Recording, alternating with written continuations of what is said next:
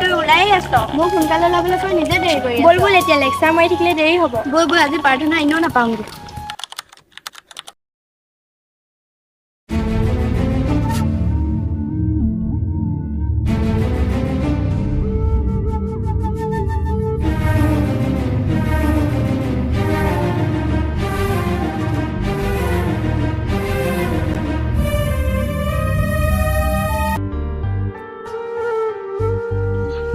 ভাত নাখাও নাখাওঁ